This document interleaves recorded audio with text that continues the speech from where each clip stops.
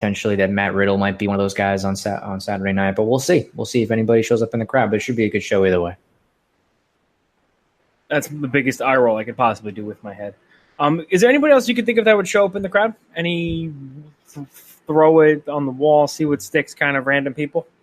I'm not sure of anybody that they've signed recently. I mean, Keith Lee was at the last one. He's already debuted on television. They have several women in the Mae Young Classic, so I mean, maybe some of them could be there just to promote that, since it's going to be airing on the network at some point soon. Other than that, I can't really think of anybody that they would have signed from anywhere else. I mean, considering we're going to be sitting second row hard camera, we might be actually, you know what? Maybe it's us. Maybe they're going to show us on TV like they showed Bruce Pritchard and Conrad. I don't think. And they were like, "Wow, the All Night Long Wrestling podcast has shown up." I don't think it is, man. Not on purpose, anyway. They won't do it on purpose. Speaking of things that are impossible, you staying awake for the entire SummerSlam show. True or false? That is true. Yeah. That is 47 matches on this card. Let's kind of 47. It looks like 40. Feels like 47. I'm going to be there live, so I'm hoping it goes a little bit quicker than ever. Don't give me that big dog shit, right? I don't want to talk about that right now. Let's start with the 3 pre-show matches and then go from there. Is that fair? Yep. Do you have the Wikipedia order? Because I also have the same one, probably. I have the Wikipedia order, yes. So the first thing I have, always, if I'm going bottom to top, I see the B team defending the Raw Tag Team Championships against the Revival. Yeah. Quick side note: you hear about the guff between Bully Ray and the Revival? Yes, I did. Bully Ray is salty, like an old fucking sea lion. He's always salty, bro. He is, but I think this is not his gimmick. I think this is truly how he feels. He's upset that the Revival used a heart attack on Raw as a tribute to Jim the Anvil Neidhart, and he's upset they used it in the middle of the match as a spot, correct? Yeah. He said that. And it wasn't the finish? Right. That's weird, because I always remember him doing this weird move called a Bubba Cutter that he never pinned anybody with, that he stole from DDP. That's not the same thing, right? It's totally different? Or you could even say the Doomsday device that him and Devon would do, which was LOD's finishing maneuver, I believe. And they didn't pin a lot of people off of that either. And now the Briscoe brothers in 2018 pinned people off the Doomsday device, and the Dudleys didn't protect it. So that's just, sour grapes. Speaking of sour grapes, the whole B team thing have been a debacle. And I feel like I wrote down here, why not put the titles in the Revival? The experiment is over. So I'm saying Revival, new Raw Tag Champs. I'm going to go with the B team. Okay, next. Rusev and Lana versus Andrade Cien Almas and Zelina Vega. Go ahead. I think that Almas and Vega have to get the win here. There's no reason for them to be losing matches on the pre-show to Rusev and Lana. So I'm going to go with maybe Aiden English costs them the match by accident, and Almas and Vega win. Rusev Day to me was such a great act, but has lost a decent amount of steam. Is that fair? Well, I think they're kind of purposely breaking it up, right? That seems to be what they're doing. It probably got too over, and then they decided, since there's Rusev Day chants in matches that they don't want Rusev Day chants in, they're going to break up the act so people don't chant it anymore. That's how it feels to me. So I'm saying that they kind of turned them babyface a little bit, but now they're removing Aiden English from the act, and so on and so forth. Yeah, part of me thinks Aiden English kind of turns heel and says, "Forget it, I tried," and costs him the match. Either way, Almas and Vega should win. Agreed. Okay. What else we got? The Cruiserweight title match on the pre-show, Cedric Alexander versus Drew Gulak. I'm going to leave this one to you because I know you are more of a focused viewer of 205 Live than I am. Big fan of the 205 Live. Cedric has done awesome as champion. I don't think there's any reason to say otherwise. He's had excellent matches. He's defended on 205 Live pretty consistently. But the thing is, Drew Gulak, once he went from the whole PowerPoint presentation to like the shoot fighter with the submission, I've been huge fan of Drew Gulak, or as some say, Bulak. And also, I think Gulak is going to be very over in the area, as per he did a lot of stuff in Philly and Jersey for Combat Zone. He wrestled in Evolve a lot, so I think they're going to pull the trigger on a new champion. And I think Drew Gulak beats Cedric for the title. Fair enough. I admittedly do not watch 205 Live each week. I have not watched it since around WrestleMania season, so my pick is not going to have a lot of background or reasoning behind it. Therefore, I'm going with Cedric Alexander. Nice. Just 3 different. I like that. I don't have a feel for the feuds that are going on in 205 Live, and I don't know. I just don't know. I also don't like when they change titles on the pre-show. I hate when they do that. So I'm going to say that they don't change it here, and Cedric keeps it. So that's it. I hate when they put title matches on the pre-show, to be honest with you. And we got 2 of them, so there you go. Yeah, and there's plenty of matches on the regular show that could have been put on the pre-show. But, like, for example, I wouldn't have hated Braun Strowman versus Kevin Owens on the pre-show to, skew it a little bit. That way you have it on the pre-show, people almost forget about it.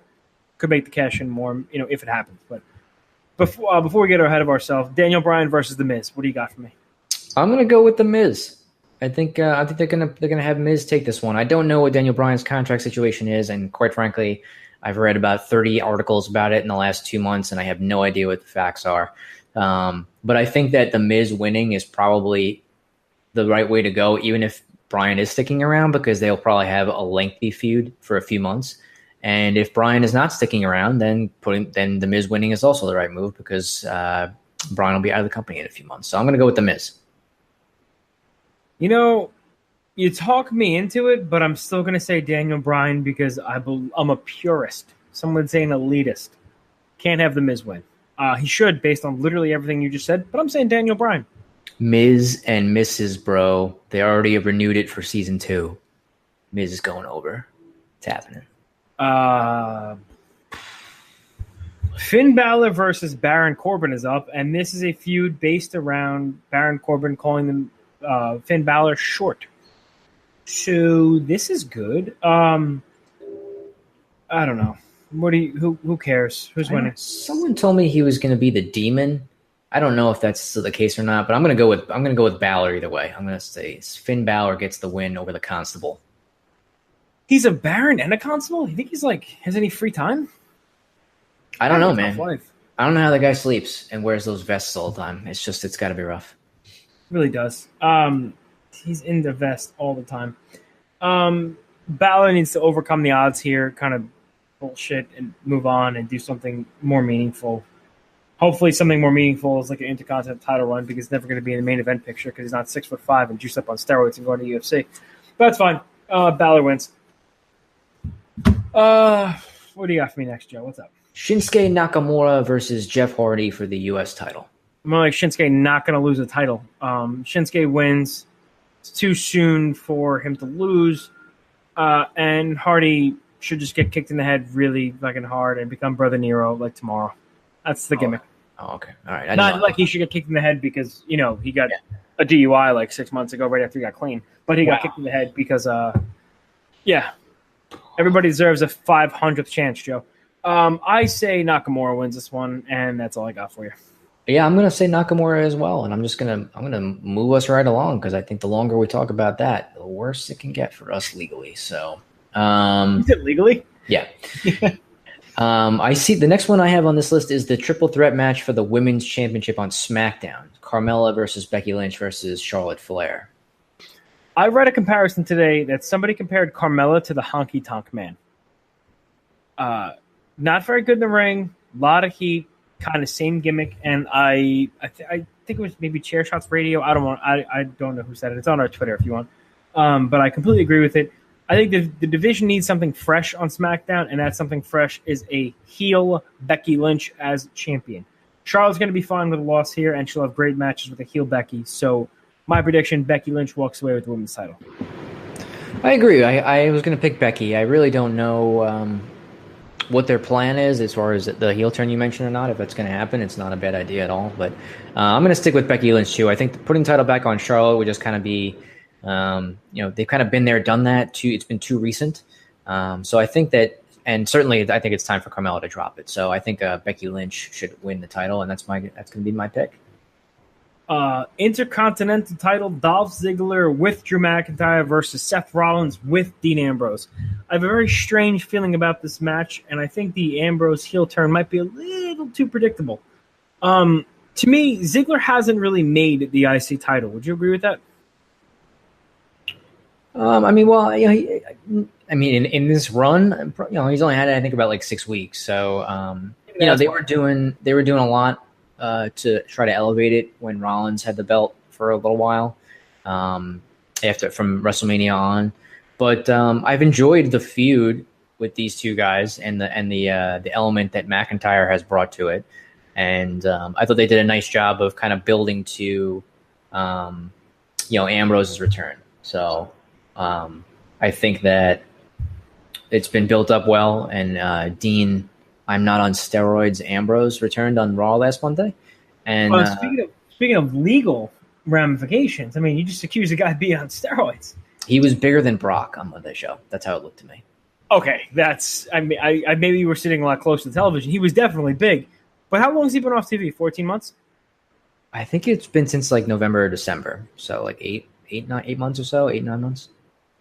If you gave me 8 or 9 months to do nothing besides lift weights, I'd probably also do like literally kilos of human growth hormone, but I would probably also come back looking like that. I do like the shaved head look though. I think it's a little fresh. It's good. He's just embracing the hairline that God has given him. Fresh cut. Yeah, it's good. I'm going to go with Seth Rollins. I'm going to say Rollins wins the Intercontinental title back. I'm going to say Dolph Ziggler. I just don't know. It's like hot potato again. I don't want them doing that back and forth. Although I was almost tempted to go with Rollins strictly because of how stupid Dolph Ziggler's hair looked. That's fair. Yeah. He has that let me see your manager haircut that I see every day. We got Strowman against Kevin Owens for the Money in the Bank briefcase, right? And if if he loses in any way, shape, or form, disqualification count out, he loses a briefcase to Kevin Owens. Last month, they had a cage match, and Owens technically won the cage match after Braun threw him off the top of the cage outside through a table, and it resulted in Owens' feet hitting the floor first and winning the match. So this is a rematch the next month.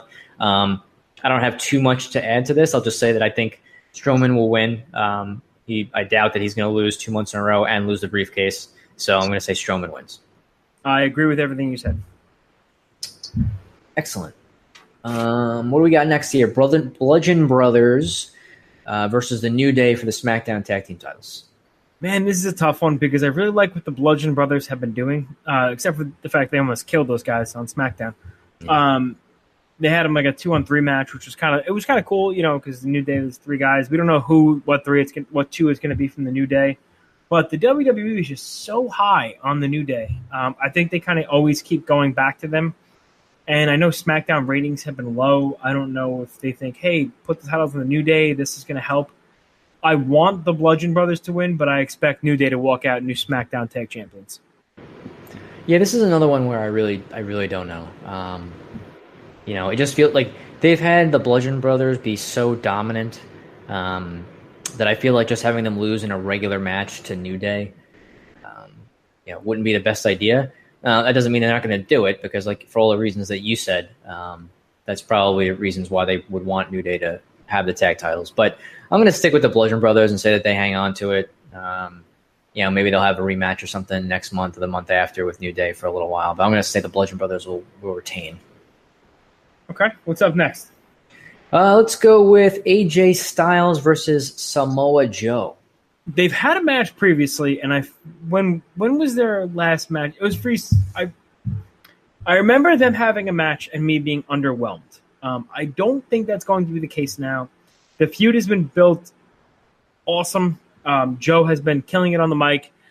AJ, got his kind of comeuppance this week.